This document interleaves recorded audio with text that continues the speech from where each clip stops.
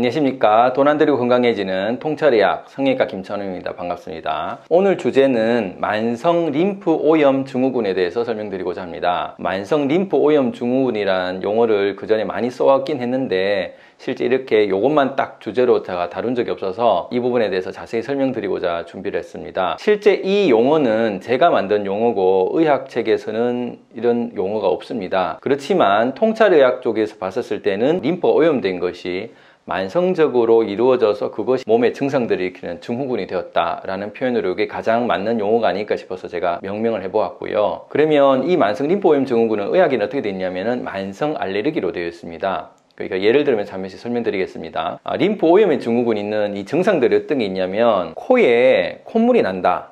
비염이라고 우리 보통 하죠. 이제 코 뒤로 넘어가면 재채기를 하게 되고 그게 계속 뒤로 넘어가면 인후통으로 해서 목이 붓고 편도가 붓게 됩니다. 그 다음에 소화기로는 설사를 자주 하게 됩니다. 그래서 나중에 심해지면 과민성 대장증후군이 되고요. 그 다음에 자궁에서의 림프오염이 많다 하면 냉이 많아지고요. 좀 심해지면 다낭성 난소증후군, 그 다음에 자궁 내막증, 자궁 근종, 자궁 경부암 이런 식으로 이제 점점점 심해질 수가 있고요. 그 다음에 피부에 뭐가 림프 오염이 된다 하면은 피부 알레르기라 하죠. 피부 두드리기나 아니면 여드름이나 피부에 발진 등이 생길 수가 있겠죠. 이런 이 림프 오염의 증상들이 이런 것인데 각각 다른 과에서 진료를 합니다. 호흡기 같은 경우는 호흡기내과에서, 소화기 같은 경우는 소화기내과, 그리고 또 냉 같은 경우는 산부인과, 그리고 피부는 피부과에서 다 보기 때문에 각각 증상을 치료하는 것이지 림프 오염이 된 전체를 치료하지 않다 보니까 치료하고 나면 또 재발되고 또 콧물이 계속 나고 나면 나중에 되면 또 재발되고 나중에 부비등염으로 더 커져 있고 이런 현상이 생긴다는 거죠. 결국은 진료받던 의사분들이 각 과에서 증상만 치료하다 보니까 실제 안에 있던 림프 오염을 치료하지 않았다. 이 림프 오염은 그럼 어떻게 생긴 것이냐? 우리 몸은 혈관이 있죠. 그 혈관은 동맥과 정맥과 그 림프가 있습니다. 동맥은 상수도, 정맥은 중수도, 그리고 림프는 이제 하수도라고 이제 말씀드리는데요. 인체의 하수구가 이제 림프다. 예를 들어 세포가 있다면은 동맥이 들어와서 세포를 먹여 살리고 산소를 주고 에너지를 주고 이제 정맥이 빠져나가죠. 그리고 나서 얘가 에너지 대사 과정을 하고 찌꺼기를 림프로 보내는 이런 과정을 해서 60조의 세포들이 우리 몸의 인체에서 아주 유기적으로 살아가고 있습니다. 그런데 이 림프는 면역 체계라고 하죠. 예를 들자면 도둑들이 아파트 하수도관을 타고 들어간다 이런 게 많이 들어보셨을 겁니다. 똑같습니다. 우리 몸에 있는 바이러스, 박테리아, 곰팡이 등도 하수도관을 타고 들어가죠.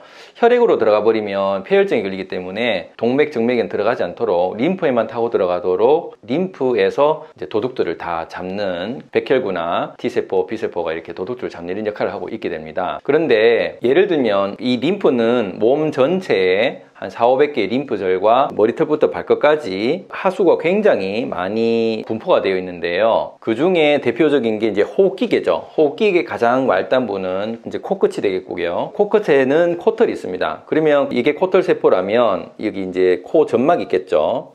코 점막이 있으면은 여기 밑에 하수도관이 있습니다. 그 림프 하수도관이 깨끗한 물을 우리가 가지고 있으면은 건강에 잘 자랍니다. 동맥도 잘 들어오고 정맥도 잘 빠지고 그 하수도관이 있어서 이제 찌꺼기가 많이 빠져나가는데 우리가 먹었던 가공 탄수화물을 이제 먹고 나서 그게 가공 첨가제가 림프를 타고 들어가면 우리 몸을 오염을 시키게 되겠죠. 이 오염된 것이 소변과 땀으로 가야 되는데 우리가 운동을 잘 하지 않는다. 이러면은 땀으로 별로 안 나가니까 그 림프 오염이 되었던 그 중에 가장 약한 부분, 내가 폐가 약하다, 호흡기가 약하다면은 폐는 혈류가 많이 가지 않겠죠.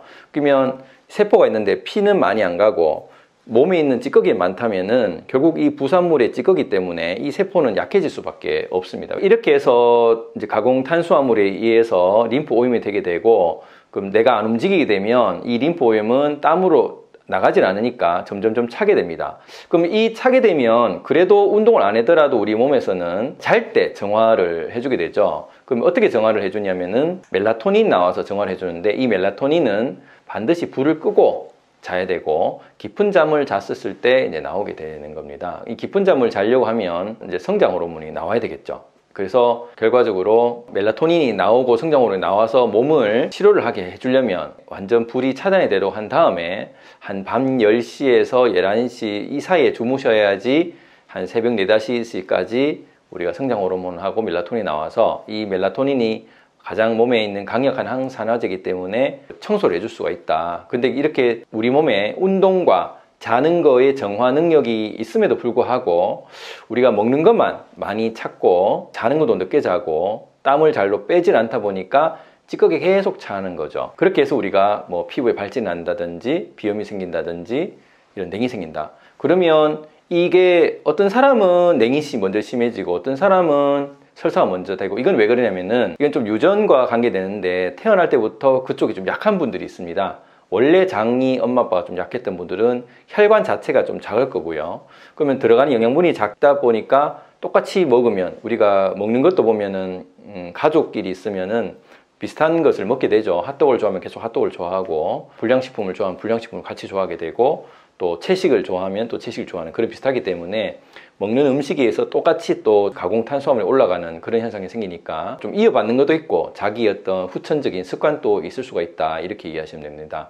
그래서 좀 호흡기 약한 분들은 비염이 먼저 생기고, 그리고 원래 아래쪽에 자궁이 쪽으로 혈관이 좀 작게 발달되어 있다면은 냉이 먼저 생길 수 있다. 그리고 피부도 건강검진센터에서 피를 빼러 가면 혈관이 굉장히 작은 분들이 있죠. 그럼 피부에 원래 피가 적게 가는 분들, 그런 분들은 피부에 발진이나 두드러기나 이런 건성 피부가 된다든지 이런 알러지성 피부가 될 수 있다, 이런 얘기입니다. 이렇게 해서 우리가 만성 림프 오염이 될 수가 있다는 거고요. 이렇게 만성 림프 오염이 되면 아주 심해지면 만성 림프 누수 증후군으로 해서 이 림프가 점점 찌꺼기가 많아지면서 림프가 약해지고 잘 자지를 못하니까 림프벽이 얇아지고 그러다가 탁 터져버리죠. 그러면 하수구가 터져버린 그 자리에 생기는 것이 림프 누수 증후군이고, 그걸 우리가 자가면역 질환이라고 하죠. 그래서 그 자가면역 질환에 관심 있는 사람은 위의 영상을 꼭 한번 시청해 보시기 바랍니다. 그래서 우리가 림프 오염이 되고 나면 그 다음 순서가 림프에 염증이 생기고요. 그 다음에 림프에 누수가 생기면 림프 누수 증후군으로 생기고,